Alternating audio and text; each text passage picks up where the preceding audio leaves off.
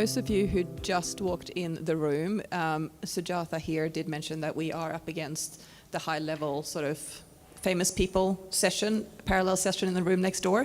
So if you feel that that's something that you really want to go to, and considering how few people are in here, we are more than happy to go. Look, come up and talk to us at lunchtime. We will tell you all about this panel, and we can all go in and listen to that. But if some of you are here because you genuinely, oh look, there's more people coming now, so now you're stuck. Sorry, okay. We were going to give it until 11:30. We will go ahead and we will start because I do think that there's a lot of fantastic insights and conversations that we will be having here. Oh look, this is just pouring in. We're all good.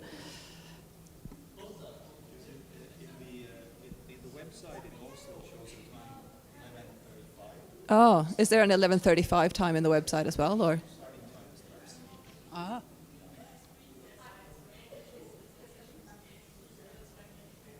Oh. So it's 11:30. Okay. So it says 11:35? I don't know. But the screens outside doesn't actually say what this session is apparently either. Ah. They do now? Okay. Okay, thank you. Okay. All right, that makes sense. I think we should just get started and see how we go here.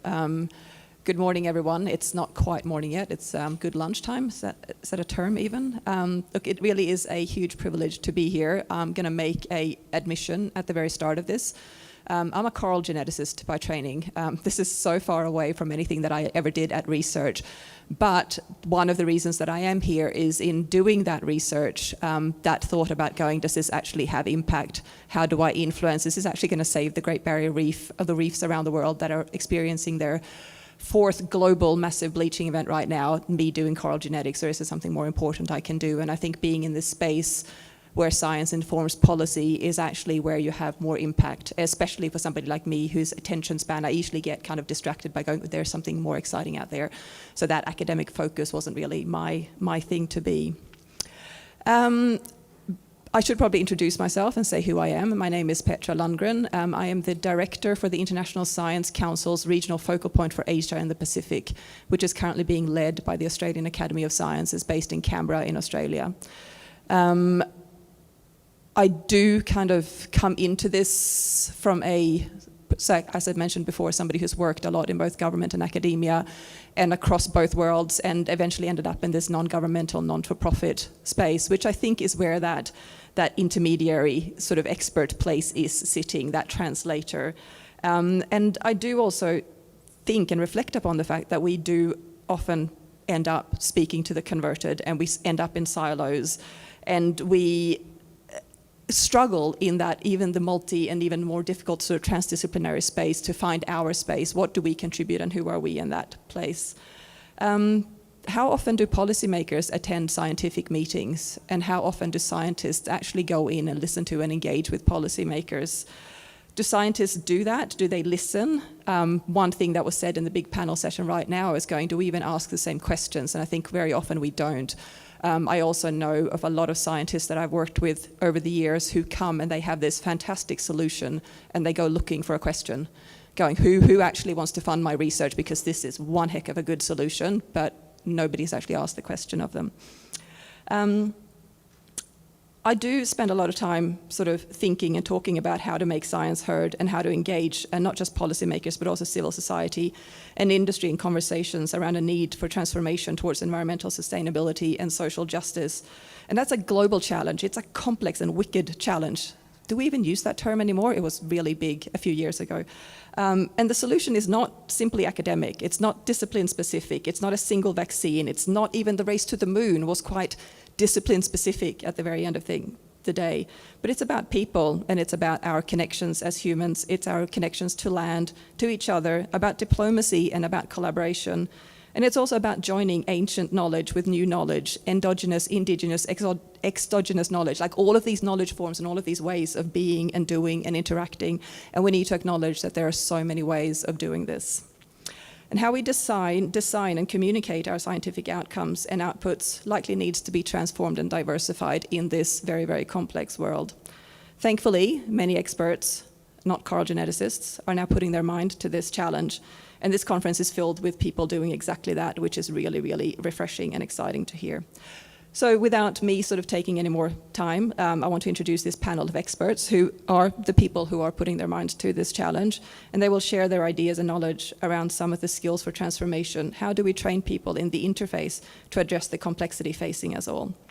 I'm going to hand over to Professor Sujatha Raman. She's the UNESCO Chair in Science Communication for the Public Good. So there's an expert for you. That's what she's trained in. That's what she does. She's also the Research Director and Reader at the Centre for Public Awareness of Science at the Australian National University. She will talk to us about the need for this systems change and set the scene for the other panelists. So thank you, Sujatha. I'll hand over to you. Thank you. Thank you so much, Petra, for that introduction and for your own kind of thoughts on the issues that face us as a community, as a science policy community. So the idea for this panel came about partly because I was quite captured by the fact that there was a reference to skills in the concept note. I don't know how many of you read the concept note that was produced for the to invite calls for papers and so forth and panels for INGSA2024. But one of the themes there had to do with skills. And I work in a science communication center where at least part of what we do is meant to be about cultivating the skills of scientists across the board to engage with other perspectives, to listen to different forms of knowledge, and to find ways to bring their own particular expertise to bear on policy challenges. So it seemed to me that there was a great opportunity here to pick up and really run with that skills theme, but then think a little bit about how do we need to be thinking about skills for capacity building and so forth for science communication more broadly, for science advice. How do we need to be thinking about these things when we are confronted with this transformation imperative, which of course is the defining focus for this conference. So as Petra said, I'm the UNESCO chairholder. I should say I'm a chairholder, not the chair. UNESCO chair is not just one person. You'll hear from two of my colleagues in a moment when they introduce themselves and share their remarks. But let me just briefly speak to the particular challenge that has been posed for us whenever we hear this talk about transformation, transformative change, transformation imperative, and so forth. So as I understand it, and I've been really struck by the kind of plethora of reports that have come out, maybe even in the last 5 years, which all speak to this agenda of system change. Right? So on the one hand, people in the INGSA community and people who are interested in science policy, science advice more generally, have been thinking about ways in which how they should bridge the gap, if you like, between their knowledge, their expertise, think about policymaker needs, but also think about wider needs for decision making in the context of planetary crisis, planetary change, and so forth. So, these conversations have been taking place, certainly over the last 10 years since the founding of INGSA, if not earlier.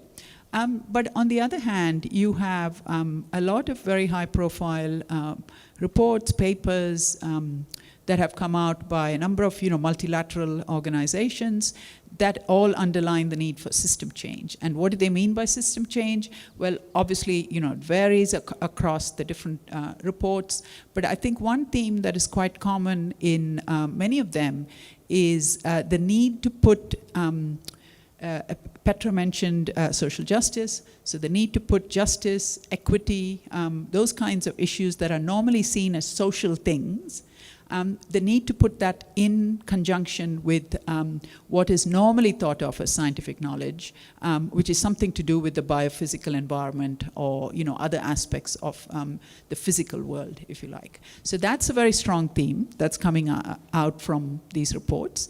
But the second theme that maybe I would highlight hasn't come up a lot actually in this conference, is the need to rethink our economic models. So for those of you who remember, the standard way in which we understand sustainability, sustainable development, it's meant to have an environmental pillar, it's meant to have a social pillar, and it's meant to have an economic pillar, right? And the whole idea of the SDGs, Sustainable Development Goals, but also these ideas of system change that are coming about, I think are really kind of urging us to treat these three things in conjunction with each other in a sort of integrated way. And so examples like, for example, Earth for All, which is a report that came out a year or so back, actually in a little book, I think, by the Club of Rome. We have reports like from the International Science Council, which has been responding to the need for system change and thinking about what kind of system change do we need in the scientific world, in the scientific system. What kind of scientific system change do we need, if you like, in order to be able to address that larger system change of looking at economic models, looking at social relationships, equity, and so forth, as well as environmental change, looking at all of these things in conjunction. So that was the kind of system change challenge that I think is very prominent in this kind of multilateral space. And then the question was, how do we then think about whether it's science communication or science policy engagement, any of these kinds of bridging activities, how do we think about skills development in that context?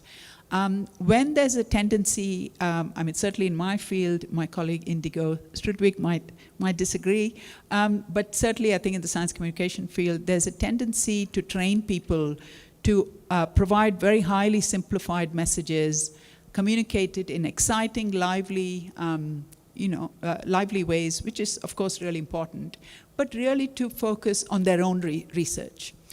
We have a competition, for example, called the three-minute thesis competition, which is, can you tell the story of your thesis, your research, very quickly, in a very lively way. And the question there becomes, yes, we need those skills, we need to be able to communicate better and so forth. But what does it mean when the challenge that is being put upon us, if you like, in this system change context, is actually a call or an expectation that we don't only speak to our own specialist part of the knowledge system, of the science system, but we actually range more freely and we think about, social justice issues, if that wasn't already part of what we were doing, or indeed matters of economic change and so forth. So that was sort of the challenge, and it's been wonderful. We got 4 brilliant respondents to take you through that. So I might just very briefly say who they are and then ask them to introduce themselves and where they're coming from. So first up we have Rita Aga, who's a PhD scholar in the UNESCO chair that I lead. Then we have Jaakko Kusmanen, who is from the Finnish Academy of Science and Letters. I think I've got that right. We've got Indigo Strudwick, who's also a PhD scholar in the UNESCO chair, the ANU. And then we have got Wee Ho, who is the INGSA Asia president, who you will have seen in other contexts. So they're going to run with the challenge of skills communication in this transformative imperative context. Thank you. We can volley back and then I'll volley straight over to you. Thank you so much, Sujatha, and I'll just hand over to Rita, and we might just kind of move through as we go, keep it nice and simple. So go for it, Rita. Hello everyone, I am the aforementioned Rita. I would like to start my talk today by telling you all about a popular saying among the Yoruba people of Nigeria, which is Agbajo Wo Lafin Soya, which in English translates to, it takes collective effort to achieve results. This saying is particularly important in the context of my talk today because it speaks to the crux of what I will be saying, which is critical collective reflexivity for communicating systems change. Now, what I mean by critical collective reflexivity in this context is the examination of our assumptions, positions, and values as multi-level stakeholders in better understanding the complexities of systems change. It is also about examining our roles, our responsibility, and questioning the norms of institutional practices in order to get more diverse evidence to make informed decisions. And here is why this is important. Like Sujatha said, there is a global call for systems change, which is reflected in new and emerging approaches like open science, mission science, and the Earth for All note. And what all of this points to is a new level of interconnected, integrated, collaborative efforts to address societal concerns. And one factor that has been recognized as underpinning all these new approaches is reflexivity. But the challenge here is that when we talk about reflexivity, we tend to talk about it from an individualistic perspective, as a researcher examining their own position and their own biases for how it might affect their research outcome, or a policymaker or an advisor examining their own perspective, their own position for how that might affect the science advice that they give for policy making. However, these new approaches are pointing us towards integrated system, transdisciplinarity, working together. So given this, we need to look for new ways to reflect on how we do this collaborative work. And I'm going to give an example of a recent study on titled "These Are the Realities," interesting, facilitating researcher policymaker engagement in the household energy sector in Nigeria. And while the main crux of this research was to examine means to facilitate researcher policymaker engagement, what was really interesting to me as it concerns critical collective reflexivity was the method utilized by the researchers. They use communicative approaches like interview, workshops, to kind of like get interactions from stakeholders at different levels, from academia, government agencies, and development sectors like international organizations. And oh, I'm sorry, I didn't know I had slides up there and it was moving up before me. Can I have the remote, please? Okay, thank you. And then you can control your own slides. Yes, please, controlling my own narrative. How does this work exactly? Oh, on second thought, I think I would just like to turn this off because I don't know how it works. Anyway, moving on, what was really important was, apologies for that, was how all these different people at different levels had different ideas about how policy making as regards household energy worked in Nigeria, and how the authors integrated all this reflexive perspective to kind of like create evidence as regards how the broader political economy of things affects policy making in this sector. And what I saw from that was an opportunity to kind of like create a new awareness as regards means to expand evidence for decision making when it comes to policy. And also the opportunity to contextualize theory within context.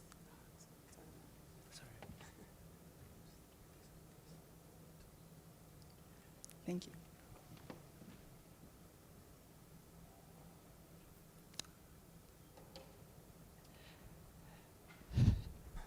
Moving on again, and also the opportunity to bring up new methods to ensure reflexive practices as it concerns policy making, evidence and policy making. And this kind of like made me realize that when it comes to reflexivity and addressing the emerging societal concerns, we need to think about how to do this as a collective. Thank you. Thank you so much, Rita. I'll just pass on to Jaco. Right, thank you very much. So I think so I work at the Finnish Academy of Science and Letters, and we work on a lot of experimental projects. We're trying to find the new ways of what are the next models of science advice. And so we're doing a lot of piloting and testing and iterative work with the government, and our main companion in the government is the Prime Minister's office. And so we have a good relationship of trying to find where there are the latent needs in the government, especially in relation to transformative, systemic, complex issues, what are not addressed already by the current science advice frameworks, what could be the new ways of engagement by scientists. And we also think that there's a lot of latent skills that researchers and scientists have that are not used currently, that are not at use currently, because the background frameworks and the engagement models are quite important in how those skills come out, or where they can be utilized. So the traditional models of science advice, we know the hardness of coming up with questions from the policy side, and we know the questions about collating the highest attainable, highest quality evidence in a transparent way and communicate it in a palatable way, blah, blah, blah. And we all know all of these kind of, and these are all important, don't get me wrong, but there's a lot more we think that, especially from the scientific community, that they could contribute way much more than the kind of understanding of, at the linear end of your research track, you have research output, and then you communicate in a palatable way and perhaps even give recommendations. So one thing that we have been working on, for example, is the rethinking of the basic science advice logic of question and answer. So the policy side comes up with a question, and then the scientists try to answer the questions as well as they can with their research. So in the kind of systemic complex policy issues, we have interconnected themes, and then we basically have an infinite amount of evidence also connected to these themes. So where we draw and delineate the line of what is relevant evidence, what is not, it becomes quite complex in these type of situations.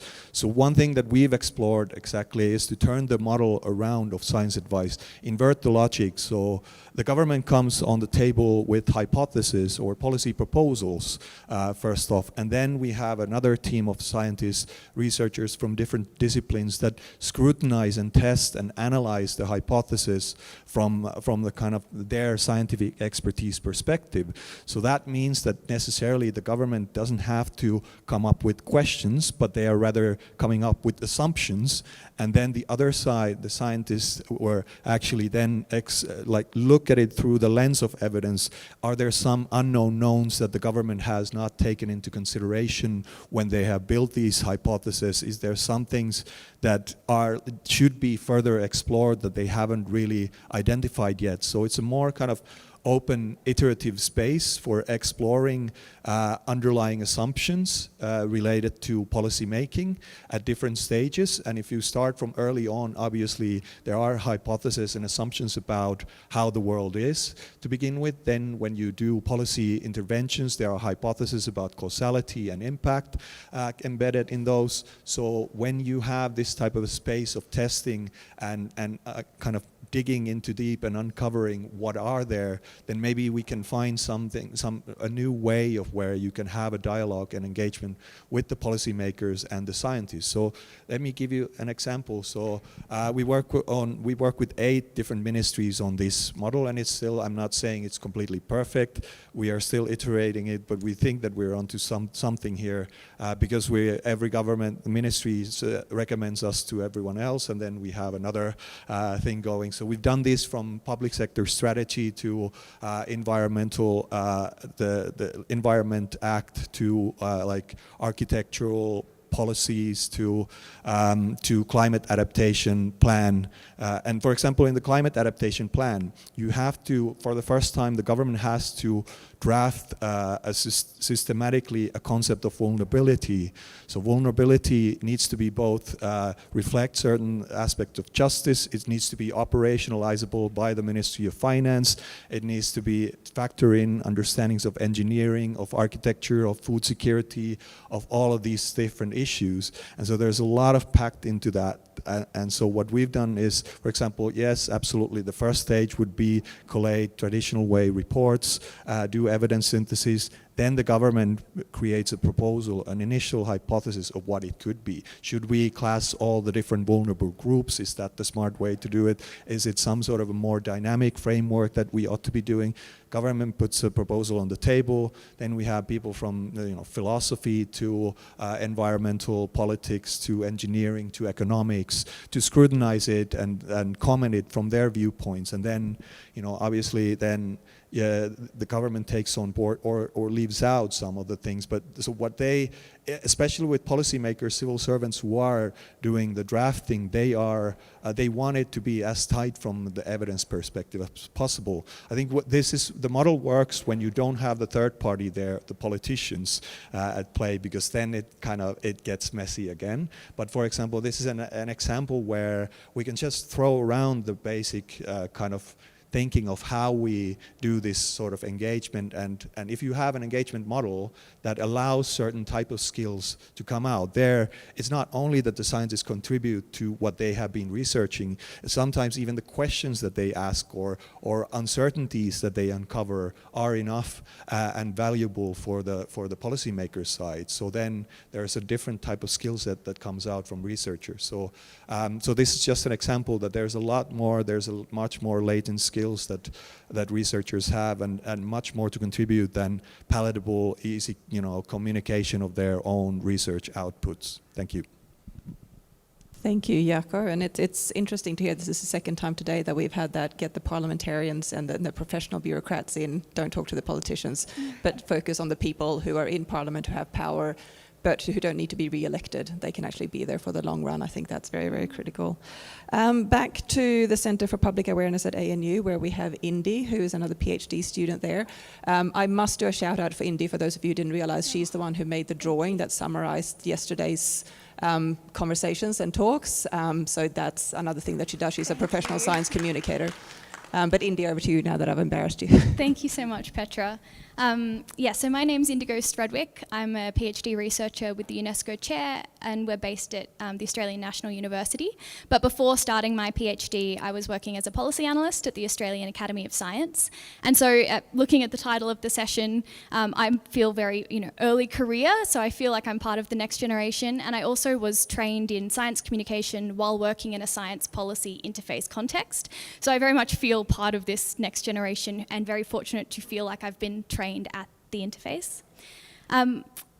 One thing that I'm a communications scholar in one regard, so I spend a lot of time thinking about language. And one thing that strikes me about this concept of transformation that we've talked a little bit about over the last day and a half is that it's a very dynamic term. So it's an active term, and it's a transitory term, and it brings up this notion of a before and then an after. And I think, everyone at this conference has a strong belief that science and technology and innovation have a role in taking us from that before to that after. But we're in the before at the moment, and we're trying to move out of the before into the transformative space. And what we sort of know a bit less about is what that after might be. So science and technology is really excellent at helping us define the problem, helping us understand the problem, and our proximity to the time we're in at the moment allows us to have these amazing discussions about the intersections that arise in our current situation. So we're able to bring science and technology into the context of economies, into the context of the social world, into the cultural worlds, geographies, and the lived experience that we all have and can bring to the table allows us to sort of explore this rich perspectives. But how do we do that for the after? Because we need to know where we want to be transforming towards and what sort of transformations we need to be making to get there. Science and technology is also posed as part of the solution to get to the after, but it's really important that we have a better sense and a richer sense and a more complex sense of what the implications of science and technology will be on directing those where that potential future is. The future is not knowable in the sense that the present is knowable, so it's never going to be something that we can really tangibly hold on to, but in discussing skills for transformation, I think it's really important that we start to develop methods and processes to grapple with futures in a way that allows them to be rich and complex and intersecting, and to take into account potential lived experiences from people who have their own projections onto the imaginations of what might be to come in that, through that transformation. So, how do we do this? Well, like I said, it's not knowable, and that means it requires imagination. And I believe that we can learn a lot from creative practices and the humanities in drawing upon skills in imagination.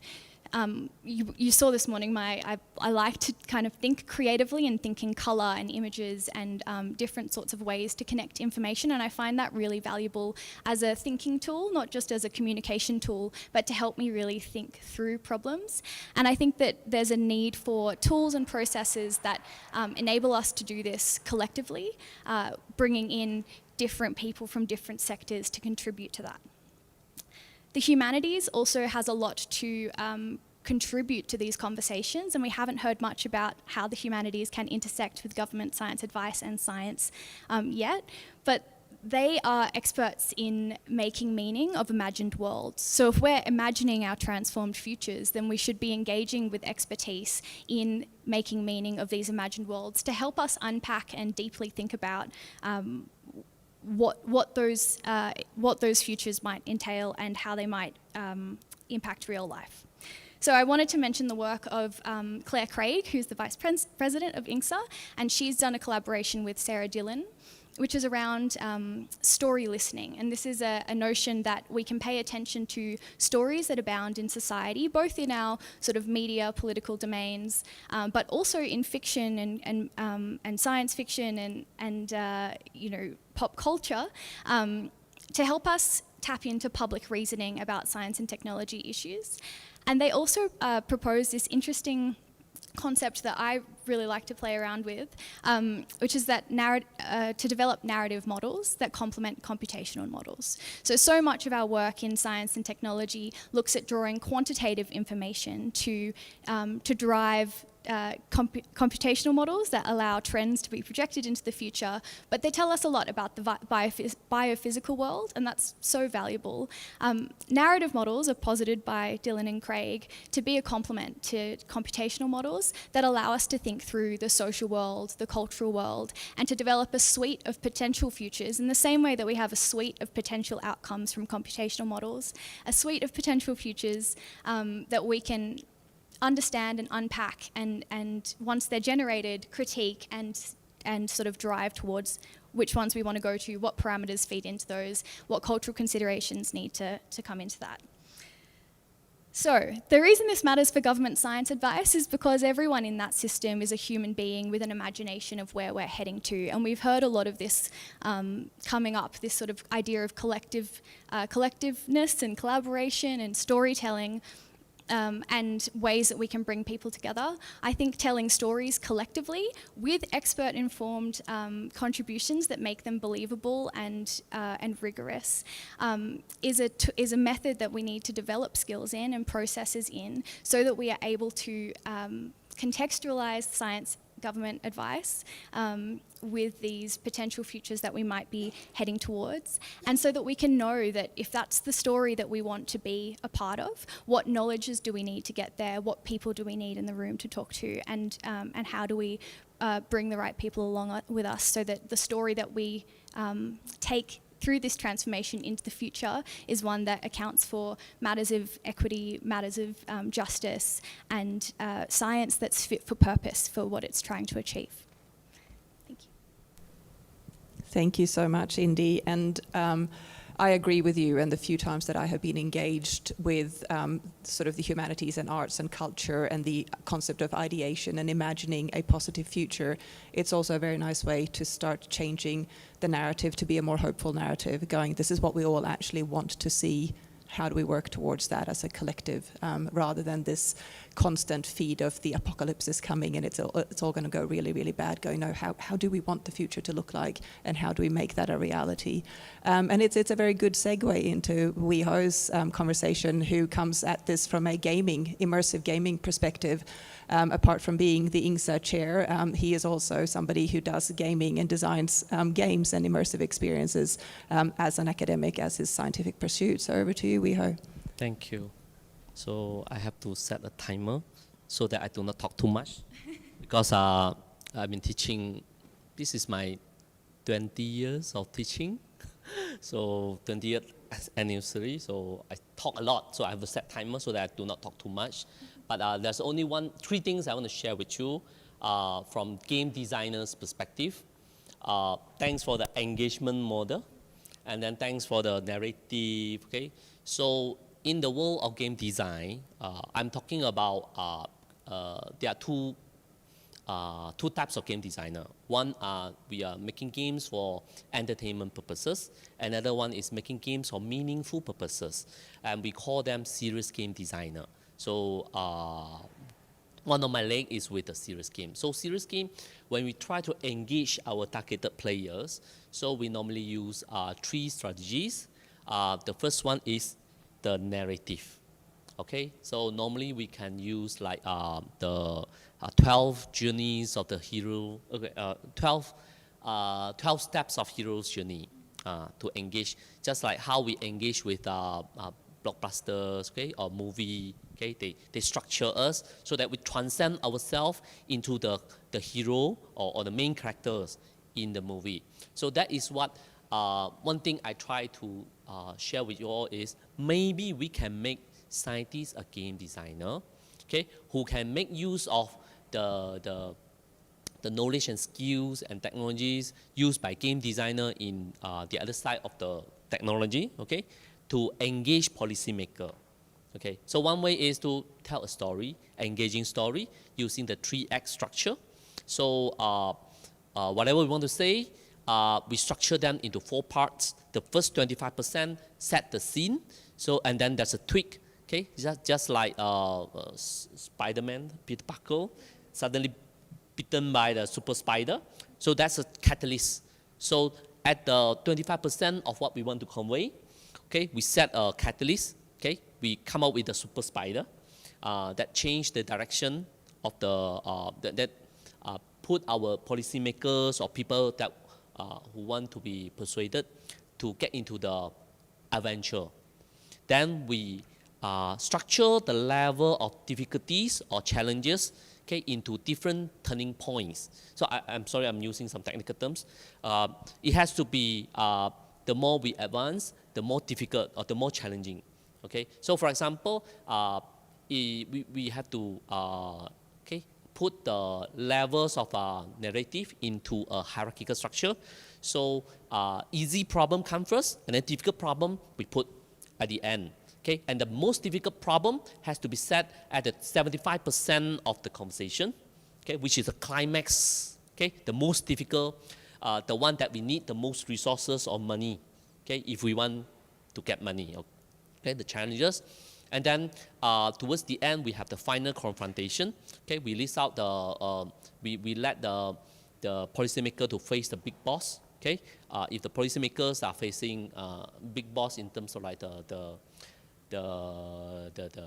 big boss, like who are the big boss of a policymaker? We don't know. Okay, I leave it to you. Okay, you decide who are them, and then we come up with a solution, a possible solution, offer the policymaker, afford them to overcome their problem, okay, and turn it into our problem, and then upon the solution, then we reach the final resolution.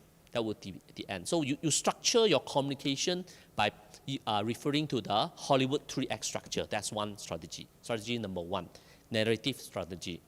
And then apart from that, okay, when we try to design a game, okay, we can also structure 2 other strategies. One is tactical strategy.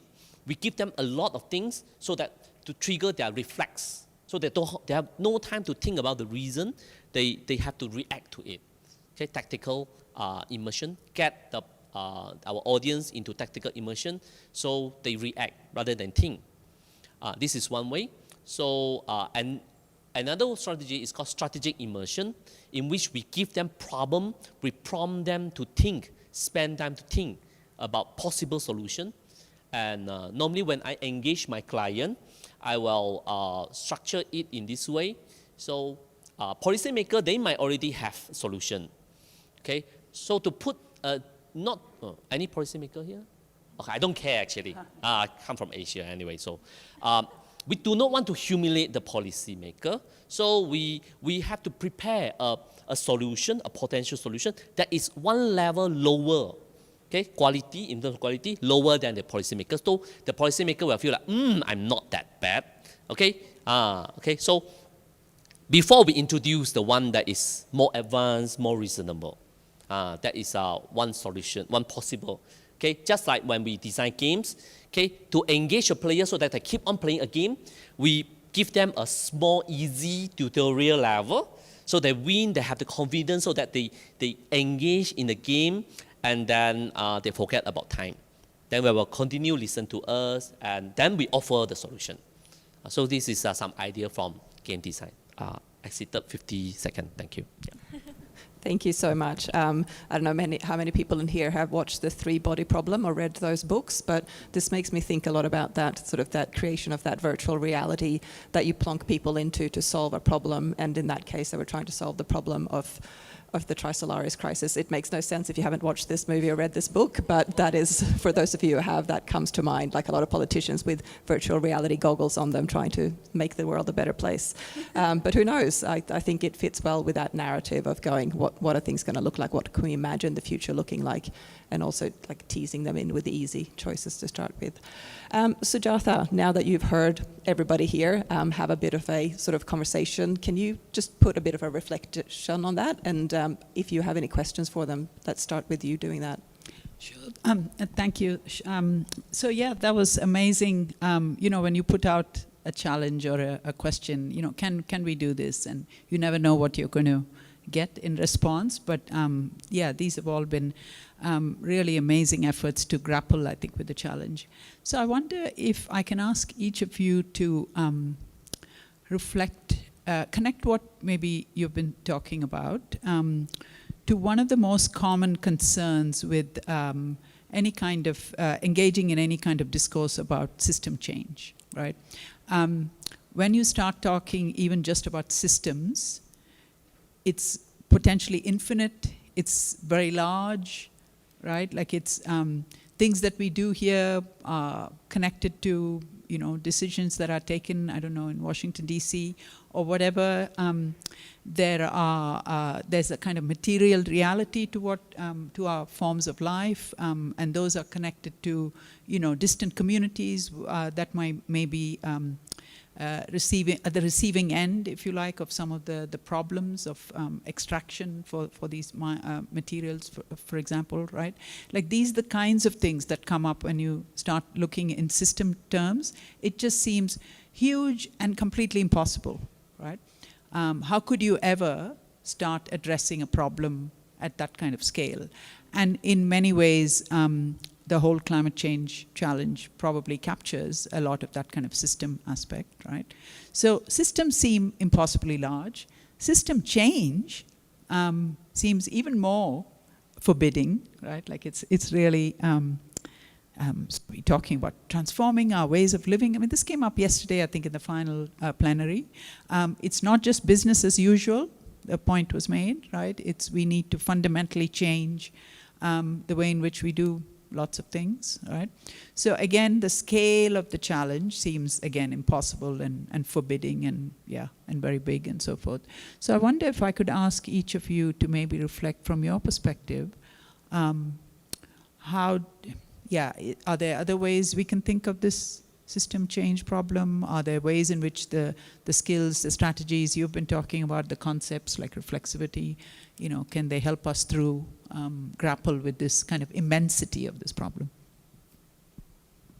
So yeah, I don't know who wants to start. I can start. Yeah, indeed. Yeah, okay. I love this question, and I think thinking through stories, it reminds me of something that was said yesterday in one of the plenaries around flipping between this high-level abstraction thinking and then the anecdotal sort of storytelling modes, and how do we do both and how do we move between both? And I think that one of the things I love about story as a method and telling stories as a method, one, it's low tech, so it doesn't actually have that much of a resource demand. You can do it with a pen and paper, or you can do it without anything if you're really clever and can remember well. But the other thing is that it's not just a generation tool, it's a thinking tool. And in telling a story, you need to set it in a believable world. And so some of the best, most compelling fantasy stories are amazing because they are set in believable worlds. And those worlds aren't real, but they are believable. And I think in the act of building a world through narrative telling, you have to engage with these notions of what goes into that broader context to make this believable. So you need to have those conversations about the wider system, and then who is moving through that system. So I love story because it centers characters. You have to have a character, but you have to have a world as well. And so I see it as a really powerful tool to sort of shift between those two domains. The other thing that strikes me is learning from history, particularly with that how do we do system change, but really paying attention to the stories that come out and are recorded from times of transformative change in the past, and from different contexts and from different cultures, particularly when you have grown up in one particular cultural context. There's so much to learn from histories from other countries. I have a colleague who is a historian, and she is, her thesis is on, she's a PhD researcher, her thesis is on decolonization, and she's exploring it through the history of pigs in Australia. So I find it a really interesting, like, finding these avenues in for stories can help make sense of a bigger kind of context that we exist in and how change is happening over time. Thank you. I would like to add on. Okay, to make system change, okay, I would like to introduce, maybe some of you also are familiar, theory of inventive problem solving. 9 windows. Okay, so we can put the system in the middle of 9 windows, and then we divide it into super system and subsystem. So super system are things that governing or surrounding the system, like for example the user, the stakeholders, or the environment, okay, or the context, while the subsystem would be the components that structure the system. So a system change can happen at any of these 3 levels. And you mentioned about the history, so 9 windows, okay, before we move on and think about what is the future, we have to reflect and see, okay, in the past, what would the system look like, and what would the super system look like, who are the past users, who are the past stakeholders, and who are, what are the past subcomponents of the old system. Okay, with that, we can get some inspiration, and there are other thinking tools that we can use, like what you mentioned, some of them, okay, to improvise the future, to imagine the future. So looking back the history, and then we move on. That would be 9 windows. One of the thinking tools, you can Google and search, or ask ChatGPT. Yeah, okay. Thank you. Very good points, both.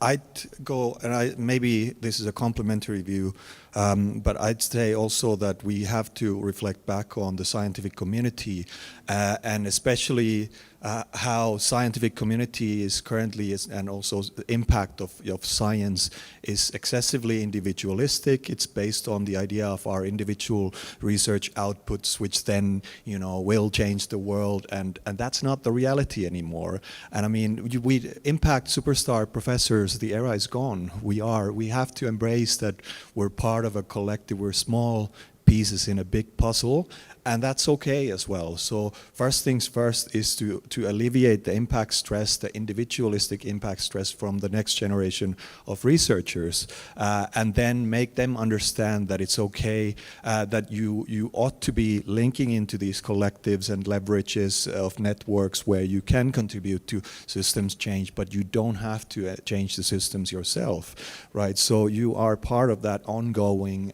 interaction and contribution and feeding through your engagement, and not only through your individualized research outputs and research making change through that. And there I think it's important to exactly have this type of capacity building, and also, I mean, the big career incentives and structures in academia are contribute to that, to the wrong direction. So we definitely, there's a system where we need a change in order for science as a systemic effort to contribute to systems change that we want.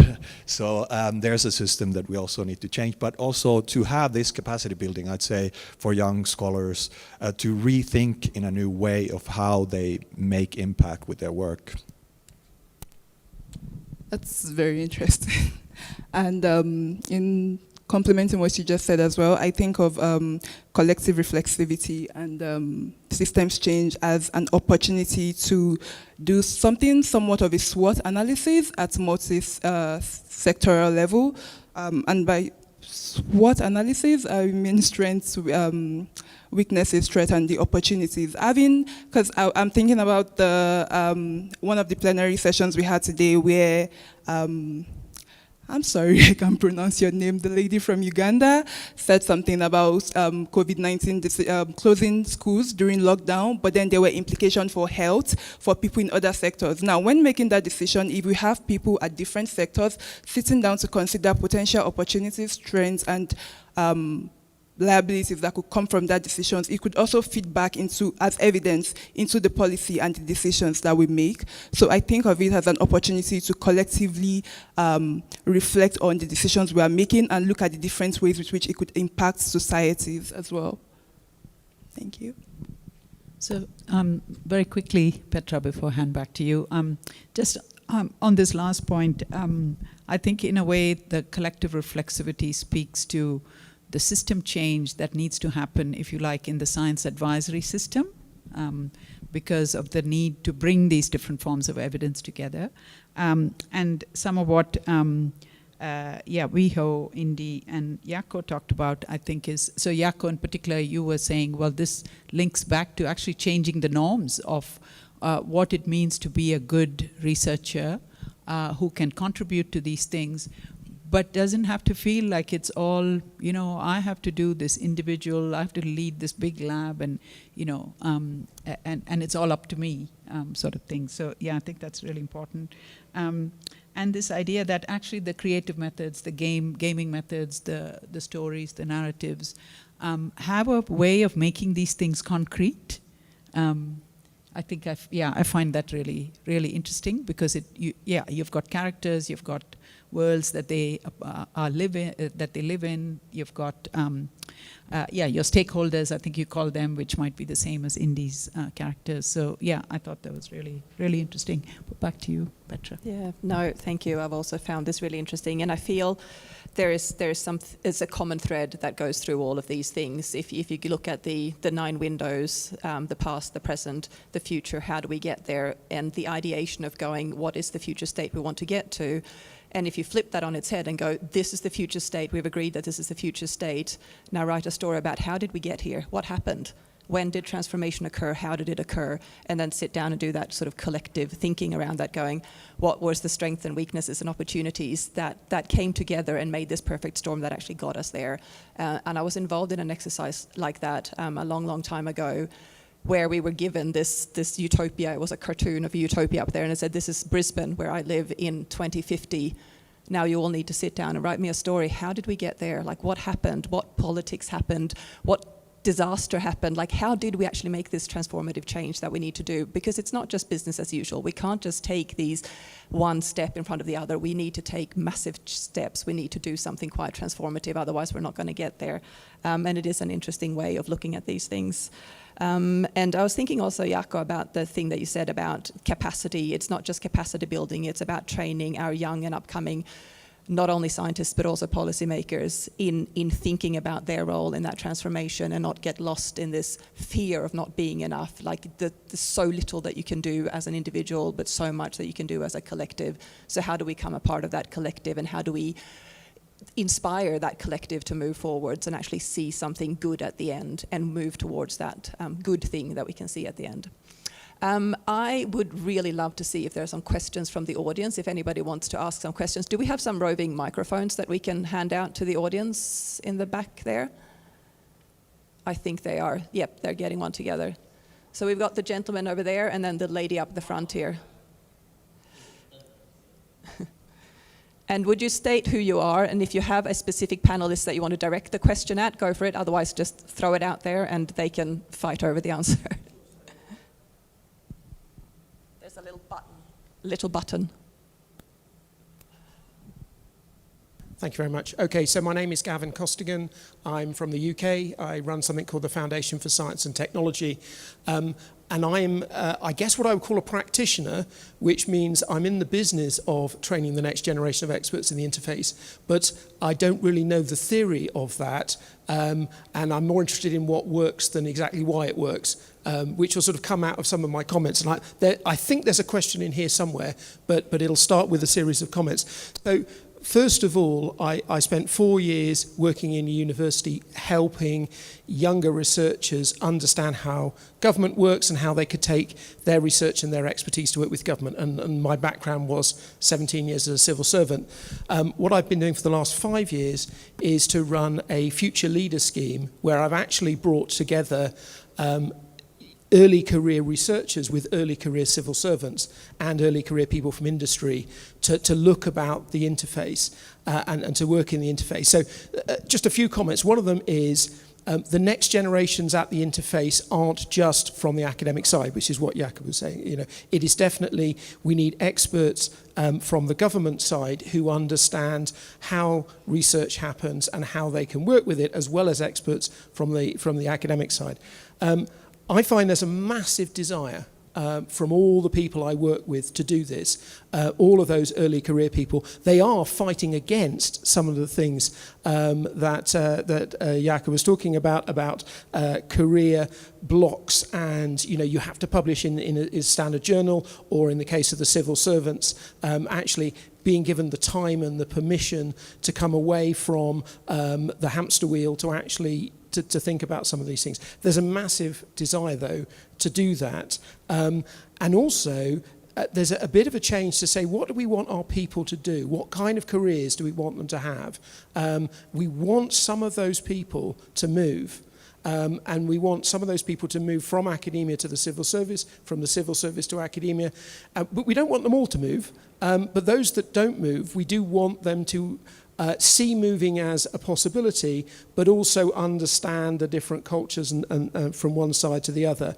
And the other thing is that a lot of the people I'm working with are not grey-haired like me, and they haven't had their enthusiasm beaten out of them by the weight of decades of work. They are still idealistic about climate change, idealistic about a whole lot of things.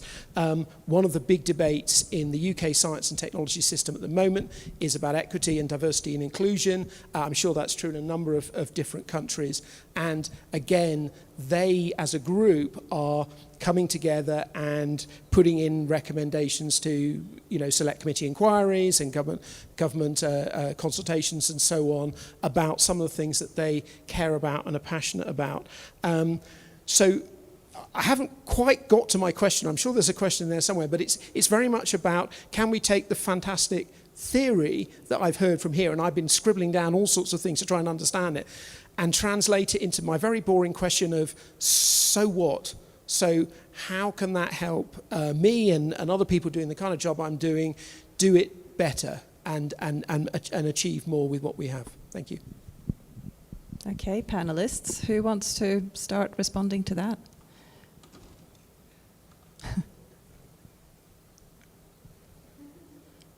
Thanks for that. So maybe just to reflect on very practical terms. So we rolled out a handbook for young researchers on policy impact, and we did an online course for doctoral students for all in the Finnish universities. And I recognize the same, that there's a hunger. Definitely for one, new way of thinking, two, clear and ready-made channels that they can engage through, and three, for cultural change, and four, new capacities that aren't really fit into the old box of the traditional academic career. And I think there's a lot of low-hanging fruits that we can already pick. For example, just purely education and capacity building about the self-consciousness and self-awareness of the different types of roles that a researcher can have in different type of engagement situations. Following Pielke's basically honest broker. Are you a commentator? Are you kind of collating evidence? Are you a science activist, or who are you as an identity? So even awareness of those different identities there's a hunger for that, and then that self-reflection can contribute to better dialogues and better engagement and so forth. So a lot can be done: institutional, cultural, capacity building, etc. Thank you. really interesting sort of context, and I'm from Australia, so we have a similar kind of governance relationship system to the UK, and I think it's important to note that the cultural context of your science and research system is obviously super important to starting to answer this question. But I think that one of the things that my colleagues at the Academy of Science did when I was there and continue to do was try different processes out, and I think that part of that is actually giving yourself the time to scope out why are we doing this, what's sort of partly connecting to Rita's point as well, who are we, how do we fit in this world, what are our purposes, being a bit reflexive of the goals of the organisation or the goals of the engagement, spending time to really think about what are we doing, why are we doing it, and engaging with literature from social scientists that report and talk about their processes and their different methods. And then what the Academy would do is adapt it to something that they were trying to achieve. And what they've started to do in the last year or so is add an evaluation component on. So Sujatha and I were actually brought in to evaluate one of their policy advice projects last year and provided them with a report sort of from our perspectives, giving them this outsider critical friend feedback on what we thought the strengths were, the challenges were, how they might improve it and iterate on the process in the future.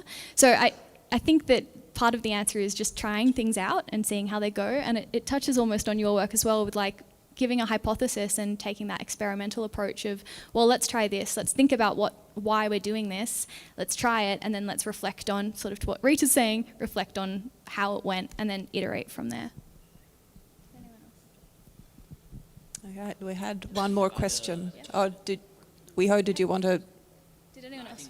Okay. Yeah, okay, good. We had a question from the lady in the green jacket up the front here. Do you still?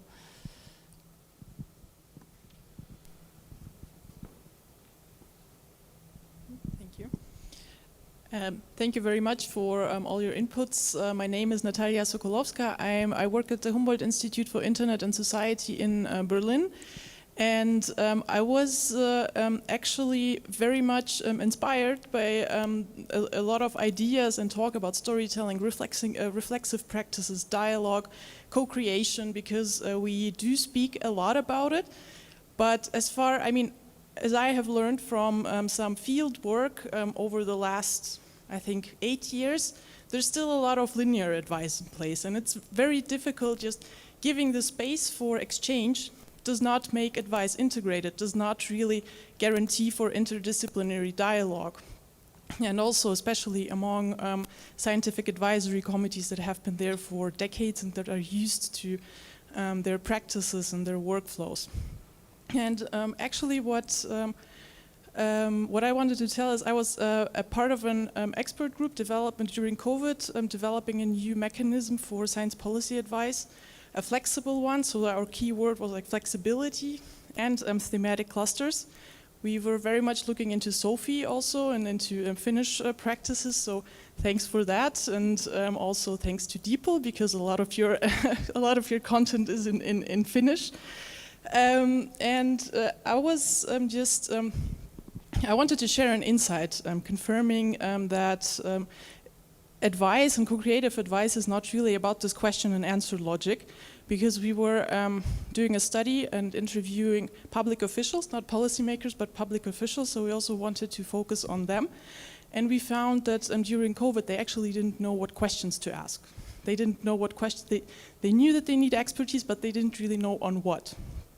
And my point is that probably, and although it sounds very simple, but these formats are a two-way street that also, like, by developing our practices, we need to think of a possibility for scientists and for these thematic clusters or whatever format is taken to give an impulse to policymakers and to be that impulse to be heard. And also for public officials to be able to kind of share the problem and then collect first insights to kind of ask the relevant questions. This is one insight, and the other one, just looking at platforms and looking at platforms for public officials to be able to share these kind of ideas or share these themes that they have questions on. And I mean, question is not something that should be completely excluded. But when we tried out, when we had our first field tests, it's appeared that there is a lot of knowledge on questions that are being asked. They just don't know about their existence. So kind of accumulating everything that is, and this was a national level project, so this is within one country. So that is probably another, another aim and another field to work on.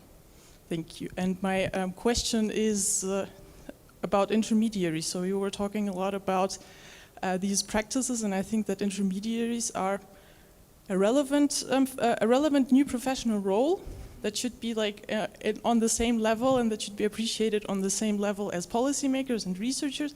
And my question to the panel is, what kind of skills do you need, or what kind of functions in your work do intermediaries actually have or should have? Thank you. Thank you. Go, Indy, you can probably start because you've done that a lot, and, Yeah. and whoever else wants to That was my old respond. job. It's a really great insight, and it's something. So I'm a science communication researcher. Sometimes identify as a science communicator, but my communication practice is really between, or has been between, experts and government processes. So I'm not doing public communication, I'm doing that intermediary work that you say. And there is some terminology around it, knowledge workers, honest brokers, boundary organisations. There is some theory in the literature around that kind of work, but I completely agree with you, and I think that this conference is a great example of being at that interface is not something to be taken for granted. It's a skill set in its own right, and it's a career in its own right, and it's a really important role because you need to be able to speak two sort of languages between science and research cultures and experiences and languages, and then government policy impact sort of things, and you need to be able to navigate between them. Just in terms of sort of your practical question point, the skills that I see are really valuable in that are being someone that joins dots really well and having that ability to think at a systems level. So one of the key things that the Academy of Science does in Australia is connect government ministers with the right expertise, and they are an intermediary because they have fellows from across a range of scientific disciplines, and then the government knows to go to them. So that dot joining and that broad high-level thinking skills are really important, but like any sort of nebulous skill set, it develops over time. Yeah. Did anyone else? Anyone else? Okay.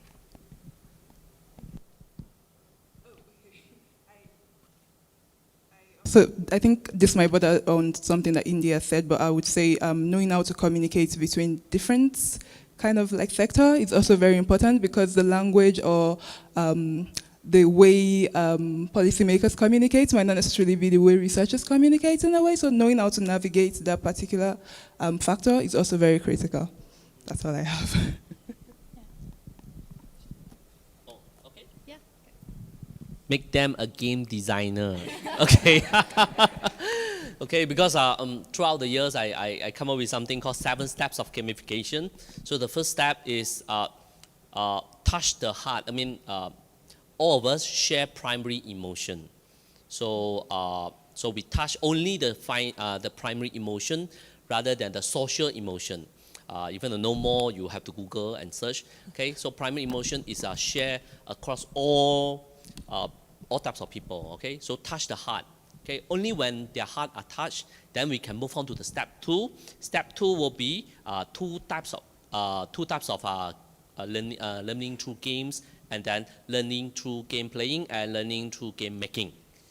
So what I normally do, I organize a group like this, and then I know you all are all the experts. So turn your expertise into a tabletop game or card game to convince maybe teenagers or convince the kids.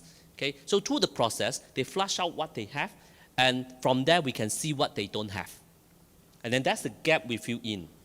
So that is one or two, okay? And then number 3 is what I've already shared, 3 strategies of engaging people, okay, through narrative immersion, okay, tactical immersion, fast-paced movement, and strategic immersion. I think 1, 2, 3 enough, okay? Thank you. Excellent. Thank you so much, Wiho. And it is interesting, just reflecting a bit back on what Indy says, something that I see happening now as working with the International Science Council is that increasing role that learned academies are playing in this space. I feel like in many, many countries, that's where the intermediaries are. That's where the collection of that expertise, because it's no more just a group of old fuddy-duddy professors. It's actually the people who are employed at the secretariat who are the intermediaries. And maybe we need to acknowledge that more and give them like an official title more, because we don't really have a title, do we? We just ended up there, and that's what we ended up doing because that's a space that we were drawn to. Sujatha, do you have some final comments, or should I just give you all like a minute each to do a final reflection on this and some final comments? I'll start with you, Sujatha, again. Okay. Thank you again. Thank you again for all the really interesting questions and all the insights and responses. I suppose one thing that I wanted to say is, while we think about the skills of intermediaries, part of, I suppose, what we need to be thinking about is also the skills that it takes for the experts, researchers, however we want to describe it, science advisors, to participate in these forums where you need to be willing to say, well, actually, I don't know. I don't know the answer to that. You might even be the expert or seen to be the expert on some topic, but when it comes to a question about how that relates to a larger kind of policy question, system change, whatever it is, yeah, maybe we don't know. The individual expert doesn't know. And I think that is, as somebody who works in a university, that's hard to do. We are often competing with other people for attention, for resources, that sort of thing. So, but I think that's an incredibly important skill for this kind of work. To conclude, I would just say it's very important for us to ask ourselves questions about the kind of skills we need to be able to collectively work together to address emerging societal concerns in a world that has become relatively individualistic at heart in a way. Yeah, thank you. Thank you. I just emphasize that, especially when we look at transformations, I think there's that the academics have a lot of latent skills, and I think they can be fleshed out, and it's important exactly this type of self-consciousness, self-awareness, education, because academics can get lost in the research so deeply that they lose this sense of what voice do they speak with and where. So that self-awareness, and when you do it appropriately in a context when you're communicating, it increases and builds trust, because the other side knows what voice you are speaking with, and you explain it clearly. Am I an advocate now? Am I a commentator? Am I actually describing research outputs that are hard evidence, or what am I doing? I think that's an important first step, and this is not done enough, and I think that's responsibility of academic institutions to push this type of education more into academic programs. Thanks. Thank you. What strikes me about sort of the conversation on the panel and sort of where we're all coming from is that these skills are really all around thoughtfulness. So we've got the thoughtfulness and institutional thoughtfulness, not just individualistic ones, but how do we operationalize thoughtfulness in our workplaces and in our engagements? So the reflexivity component of how do we become collectively thoughtful about who we are and what we bring to the table, and how do we think back on our actions and behaviours. Unpacking the assumptions, so it's a thoughtful practice to kind of posit a hypothesis and then think through, well, what does that mean, and is that right, and do some of the testing around it. And then the thoughtfulness of thinking through solutions and how we might navigate through them. And doing that through generating a tangible output that we can then use to examine, because it's out there, it's no longer sort of in our minds.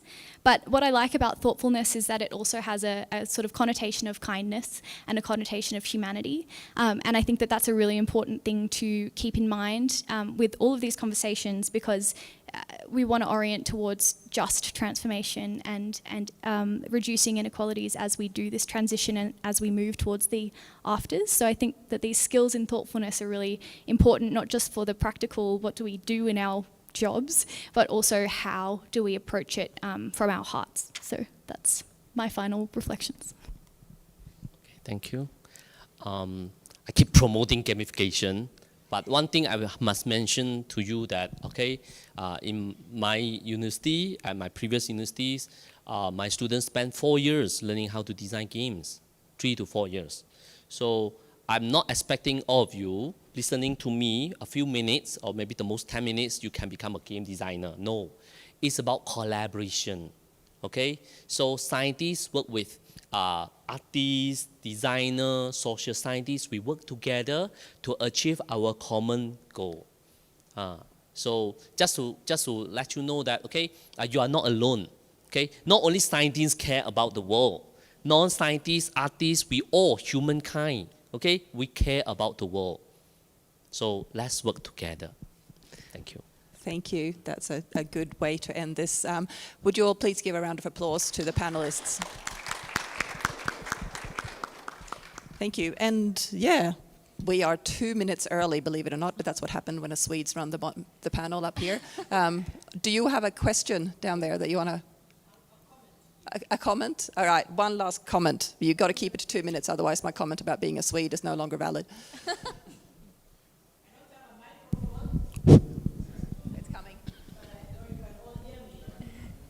All right, so I just wanted to pick up just to say that if we are to productively participate in these interfaces as scientists, I want to offer one additional skill that we need to think about, and that is, first of all, it will require us to come from this competitive mindset to this collaborative mindset, and I think all of us have mentioned it, and to genuinely be interested in what others do or the expertise that they bring. Someone said that sometimes the policymakers don't know what questions to ask. We can't expect them to know what questions to ask. They are not scientists.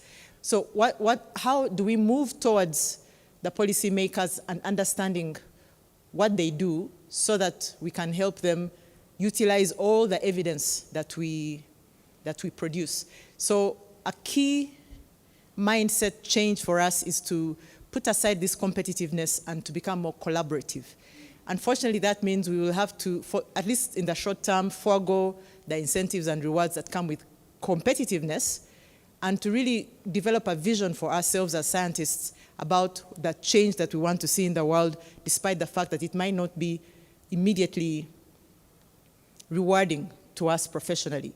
So the last skill that I want us to add really is the skill of leadership, just going in a direction that doesn't even really benefit you, but that is guided by a vision for the change that you want to see, and for you to understand that you need to collaborate to deal with these complex challenges.